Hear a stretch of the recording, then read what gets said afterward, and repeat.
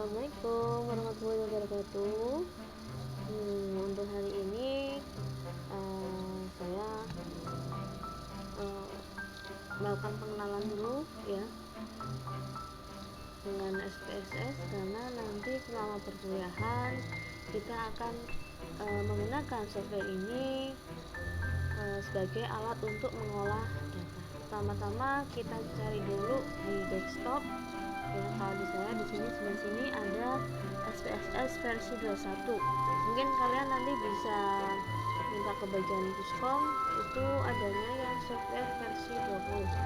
Tetapi nggak jauh beda ya antara versi 20 sama 21. Nah, coba kita buka dulu ya untuk SPSS seperti apa.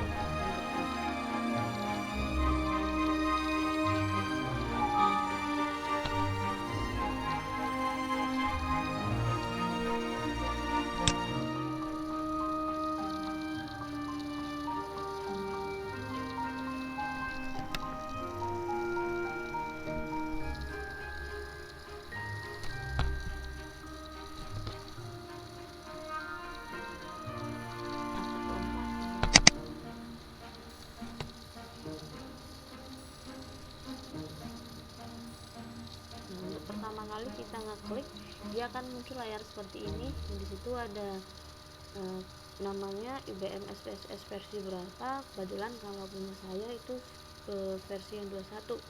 Sebenarnya untuk sekarang ini sudah nyampe versi 26 kalau nggak salah. Nah, tetapi kendala kita memang pada softwarenya. Kalau yang software yang versi 20 ini itu free, gratis ya. Kalau sedangkan menggunakan yang software yang versi 26 kita harus membayar. Jadi tiap username yang menggunakan itu harus membayar. Jadi kita pakai yang gratis saja. Nah, fungsinya sama kok, hanya mungkin ada beberapa saja item yang berbeda. Nah, ketika ini ya pertama kali kita buka program SPSS, dia akan muncul tampilan layar kecil seperti ini ya. Ada ya sebelah sini ada open an exciting data source sama open another type of file. Nah, kalau kita pertama kali ngeklik di sini karena kita baru memulai, biasanya bagian kolom ini akan kosong. Nah, tapi kalau kita sebelumnya sudah pernah nge-save, dia akan tampil di sebelah sini. Karena berhubung anggap saja kita kan baru pertama kali mengenal SPSS, jadi kita tinggal cancel saja. Nah, tampilan layarnya seperti ini, sekilas seperti Excel ya, hampir mirip, ada sel-selnya ya, tetapi jangan sampai keliru, antara SPSS dengan Excel itu sangat berbeda. Nah, kalau yang kita ketahui ya, biasanya kalau di Excel itu di sini di atas ya, tiap sel itu ada nama sendiri, ada A, B, C dan seterusnya. Jangan kalau di SPSS itu bentuknya var, semuanya sama, yaitu yang menjelaskan sebagai variabel. Nah, yang perlu kita ketahui untuk lembar kerja SPSS itu bisa kita lihat pada bagian bawah ya. Di sini ada 2 sheet ya. Kalau untuk Excel mungkin ada beberapa sheet kita bisa menambahkan, tetapi kalau untuk SPSS itu hanya 2 sheet ya. Bisa kalian klik, ada data view, ada variable view ya. Ketika kita ngeklik yang berwarna kuning itu berarti layar atau lembar kerja yang aktif. Nah, untuk data view tampilannya seperti ini ya. Di atas sel di sini ada var. Kemudian coba kita klik bagian variable view. Nah, bisa kalian lihat ya, berbeda. Kalau tadi yang data view itu hanya berupa var, kalau untuk variable view di sini ada name, type, width, decimal, label dan lain sebagainya. Nah, kalian harus tahu gitu ya, harus jeli ya, kapan kita harus menggunakan data view, kapan kita harus menggunakan variable view. Nah, kita lihat dulu untuk data view dulu. Nah, data view di sini sebagai lembar untuk input data ya. Saya ulangi, untuk input data. Jadi kalau kita punya data, kita masukkan semuanya ke dalam lembar data view. Nah, jangan sampai keliru ya dengan variable view. Nah, tampilannya berbeda. Nah, di sini gunanya variable view itu seperti untuk men-setting di bagian data view. Nah, bisa lihat ya bagian atas di sini var. Nah, var di sini bisa kita rubah namanya sesuai dengan keinginan kita. Caranya bagaimana? Kita klik ya lembar kerja yang variable view. Misalkan di sini. Nah, ada satu yang lupa ya. Ketika data view di sini berupa kolom, ya nanti kita ngisikannya di variable view berupa baris. Saya praktekkan, misalkan nama, tinggal di enter. Nah, kita lihat apakah ada perubahan di data view. Klik. Nah, di sini dia akan muncul ya nama. Jadi di sini bisa kita rubah sesuai dengan keinginan kita. Jangan lupa kalau di data view itu berupa kolom, nah di variable view itu berupa baris satu. Nah, ada ketentuan ketika kita memberikan nama variabel di sini. Nah, yang pertama tidak boleh diawali dengan angka. Ya, bisa saya contohkan nama misalkan alay gitu ya, alay 4L4Y. Nah, coba kita enter. Nah, dia akan muncul ya di situ peringatan variable name contain an illegal first character. Jadi dianggap ilegal ya di SPSS ini ketika kita memulai memberikan nama dengan awalan angka ya, ataupun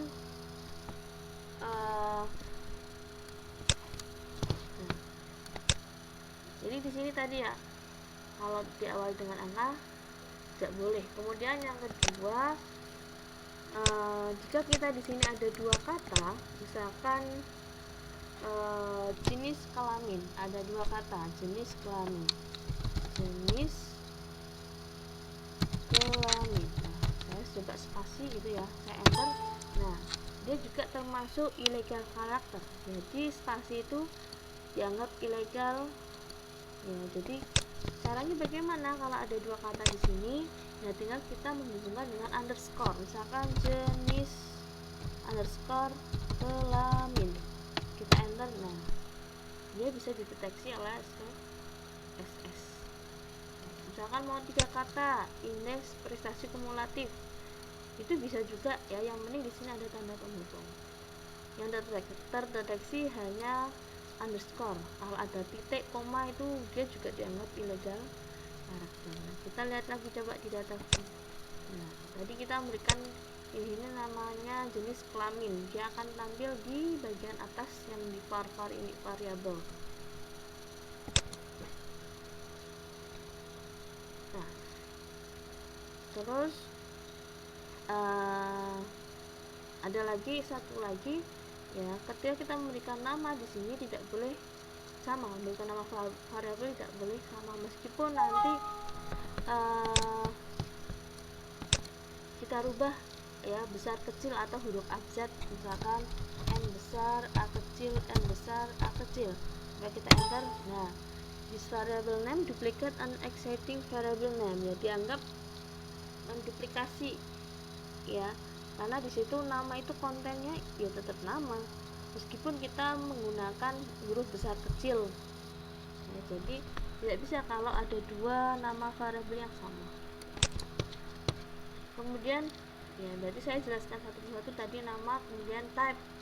Coba kalian bisa ngeklik di sini ada titik. Di sini ya. Di sini ada titik 3, terus di sini warnanya kuning. Nah, kita bisa ada beberapa pilihan. Di sini ada numeric, koma, dot sampai dengan string restricted. Nah, yang biasa kita gunakan dalam SPSS itu paling numeric sama string ya. Nah, perlu kalian ketahui ya, untuk SPSS hanya bisa mendeteksi hanya berupa angka atau numerik ya, hanya bisa mendeteksi berupa angka. Selain angka itu dia tidak bisa ya. Nah, terus Bu, kalau misalkan ada nama misalkan gitu ya, kita menggunakan yang namanya string. Nah, string ini digunakan untuk memberikan nama, misalkan nama mahasiswa. Nama mahasiswa kan nggak mungkin menggunakan angka gitu ya. Nah, kalau untuk nama mahasiswa nanti di SPSS itu hanya sebagai penjelasan saja ya, jadi nggak masalah, nggak perlu diolah. Tetapi kalau yang data yang lain berupa angka itu harus angka gitu ya, biar bisa diolah, karena kalau selain angka itu tidak bisa dideteksi oleh SPSS. Nah, kemudian sebelahnya lagi ada yang namanya width ya. Width di sini itu lebar atau jumlah karakternya ya. Di sini bisa kita tambahkan atau kita kurangi ya, bisa dilihat ya, ada tanda panah ke atas sama tanda ke bawah. Misalkan kita isikan ya, ini baris nama kita isikan. Ingat, data view digunakan untuk input data atau ngisi data. Misalkan di sini tadi ya, nama Rika Adriana. Nah, coba di enter. Nah, dia tidak akan keluar. Nah, jangan galau gitu ya Bu, kok nggak bisa ya, kenapa kok nggak bisa muncul ya, karena di sini kita lihat nama, di sini type-nya masih berupa numerik ya. Yang kita ketahui kalau nama itu berupa huruf ya, berarti kita harus mengganti dulu menjadi string. Nah, ingat ya, string. Nah, di sini kita lihat. Nah, coba kita isikan lagi Rika kasih. Nah, kenapa dia berbunyi? Nah, karena bisa kita lihat di sini width-nya cuma ada 7 ya. Rika Adri ya, harus lebih. Nah, kita tambah saja misalkan 16. Nah, Adriana enter. Nah, akan muncul. Nah, kalau yang namanya width dia punya pasangan yang namanya kolom ya.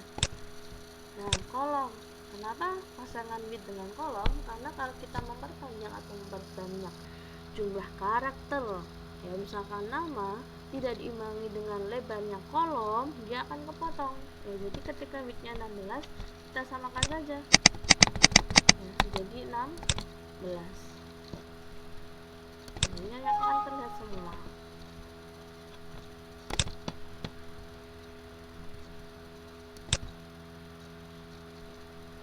Nah, balik lagi ke sini. Nah, di sini sebelah width ada desimal. Nah, desimal tentunya digunakan hanya untuk numerik. Kalau string dia otomatis akan muncul desimalnya 0 karena kan bukan angka. Dan sedangkan untuk desimal di sini coba kita klik, nanti ada tanda panah ke atas atau ke bawah, itu ada angkanya. Nah, tergantung kita mau menampilkan berapa angka di belakang koma. Sedangkan di sini saya jelaskan IPK ya. Nah, 2 angka di belakang koma kita isikan di sini IPK, misalkan 3,5. Nah, dia akan muncul 3,50 karena apa? Tadi jumlah desimalnya ada 2, artinya ada 2 angka di belakang koma. Kalau kita mau merubah jadi 1 angka, silakan bawah tinggal klik. Nah, dia akan punya 3,5. Kita lanjut lagi ya ke label. Nah, label di sini sebenarnya pasangnya dengan name untuk memberikan penjelasan dari nama, misalkan kayak IPK. Kalau kita tampilkan secara utuh indeks underscore prestasi underscore kumulatif, nah nanti akan tampil di data view, di sini akan terlihat panjang. Jadi kalau dilihat itu akan kurang bagus. Ya, sebaiknya kalau kita memberikan nama di sini di variabel, kita singkat-singkat saja, misalkan seperti ini IPK ya. Nah, kadang-kala mungkin kalau bagi orang lain tuh nggak paham IPK itu apa. Nah, tinggal kita beri penjelasan pada label, isikan IPK indeks prestasi kumulatif.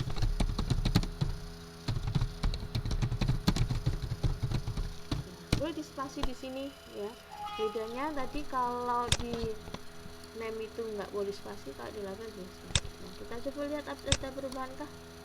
Kok ternyata masih utuh. Nah, coba kita arahkan kursor ke bagian IPK. Nah, ketika kita mengarahkan kursor ke IPK, dia akan muncul di situ indeks prestasi kumulatif, karena tadi kita mengisi di bagian label. Berbeda kalau di jenis kelamin, kita tidak mengisikan labelnya, berarti di sini di data sheet tidak akan muncul keterangan. Terus kita langkah lagi ke yang namanya value. Nah, value ini kaitannya dengan apa? Tadi sudah sempat saya jelaskan tadi ya, SPSS hanya bisa mengolah data berupa angka. Nah, Bu, ya, kadang-kadang kita punya data misalkan kayak identitas mahasiswa. Biasanya kan di situ ada yang namanya jenis kelamin, ya, ada pendidikan terakhir. Nah, kalau begitu harus terus bagaimana gitu kan pertanyaannya. Nah, apakah berarti nggak bisa terbaca, padahal itu identitas itu penting ya kalau misalkan kita nyebar kuesioner. Nah, caranya bagaimana? Kita angkakan, kita value kan ya. Nah, caranya bagaimana? Misalkan ini ya, jenis kelamin itu terdiri ada laki-laki dan perempuan. Nah, ada dua di sini. Nah, ada laki-laki dan perempuan. Nah, kita lihat di data sheet. Nah, apakah boleh langsung isi di sini? Ya, boleh-boleh saja. Ya, diisikan misalkan laki-laki. Nah, di sini hilang. Kenapa? Karena tab-nya numerik. Biar bisa datanya bisa diolah dengan SPSS, kita ubah dulu, memvaluekan, membuat jadi angka. Caranya bagaimana? Nah, di sini value ketikkan dengan angka. Misalkan 1, labelnya kita isi dengan laki-laki. Tinggal di enter, ini akan muncul di sini laki-laki. Jadi 1,000 sama dengan laki-laki. Kenapa di sini ada 1,00? Kalian bisa lihat karena di desimal ya, di baris jenis kelamin itu 3. Jadi muncul di sini, jadi nggak ada masalah. Kalau misalkan di sini kita rubah jadi 0, dia akan munculnya 1 sama dengan laki-laki. Kemudian kita valuekan 2 ya, perempuan, enter. Nah, jadi ini mengangkakan. Harusnya kita oke. Kita balik ke data view, kita isikan jenis kelaminnya ya. Nah, kita tidak perlu lagi mengetikkan laki-laki perempuan, cukup kita mengetikkan angkanya saja karena kita sudah memvaluekan. Misalkan kita mau jenis kelamin laki-laki, tadi laki-laki kodenya 1, berarti kita kalau misalkan belum kelihatan, Bu, ini masih bentuknya 1. Nah, caranya bagaimana? Kalian lihat ini ya, bagian tools 1 sama A, kita klik saja. Nah, dia secara otomatis akan muncul laki-laki. Saya ketikkan angka 2, dia akan muncul perempuan ya. Nah, kita klikkan lagi bagian sini. Artinya apa? Kita input itu bukan berupa huruf tetapi angka. Nah, jadi kalau sudah dalam bentuk angka berarti nggak ada masalah kalau kita mau ngolah data ini ya. Nah, di sini bisa klik di sini, ada pilihannya. Jadi meskipun di sini tampilannya laki-laki perempuan, tetapi kita nginputnya dengan angka, bukan dengan huruf. Ya. Kemudian di sini sebelahnya, sebelah value ada missing. Missing apa? Bukan miss you ya, tapi missing, ada sesuatu yang hilang ya. Nah, kalau misalkan ada data yang hilang, kita bisa mengisikan sel atau bagian yang hilang dengan kita masukkan angkanya berapa. Nah, tinggal dimasukkan di sini. Nah, kalau yang namanya olah data, biasanya kan datanya sampai ratusan gitu ya. Nah, kalau ada angka yang tertinggal, kita isikan saja ya, angkanya berapa, bagian yang hilang. Tapi menurut saya sih jarang sekali ketika kita mau melakukan pengolahan data, kita harus mengecek terlebih dahulu kan ketelitian kita ketika memasukkan data.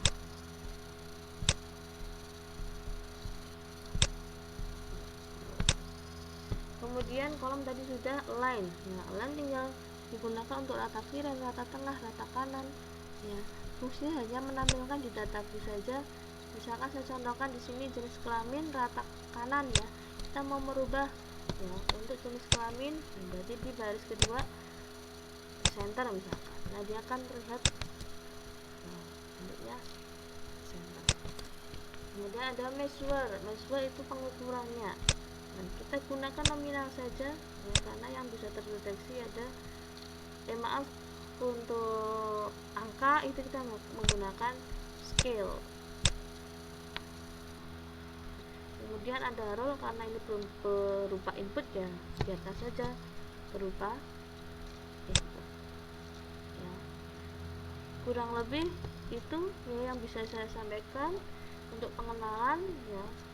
Jadi biar kita lebih memahami dulu ya lembaga kerja SPSS seperti apa, terus bagian-bagian pada variabelnya seperti apa, fungsinya apa.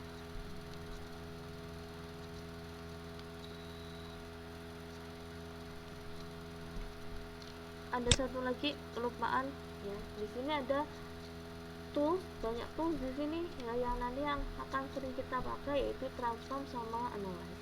Transform, nah kalau kita biasa nonton nih film ada transformer, artinya apa? Merubah bentuk ya. Kalau kita mau merubah bentuk, misalkan dari angka biasa menjadi akar atau kuadrat dan sebagainya, kita menggunakan yang namanya tools transform.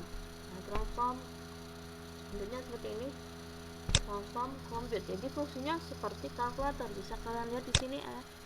Lihat di sini ada tombol-tombol seperti kalkulator. Jadi kita kalau merubah bentuk itu menggunakan transform. Kemudian satu lagi ada analyze. Nah, analyze digunakan untuk mengolah data. Ketika datanya sudah ada, mau kita olah, berarti kita harus mengupload analyze.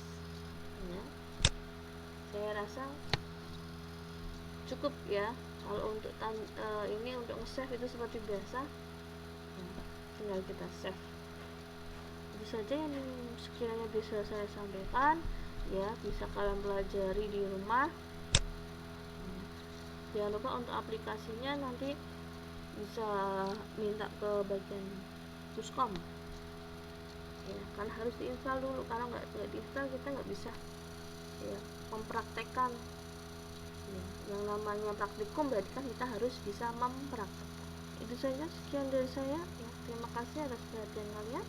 Wassalamualaikum warahmatullahi wabarakatuh.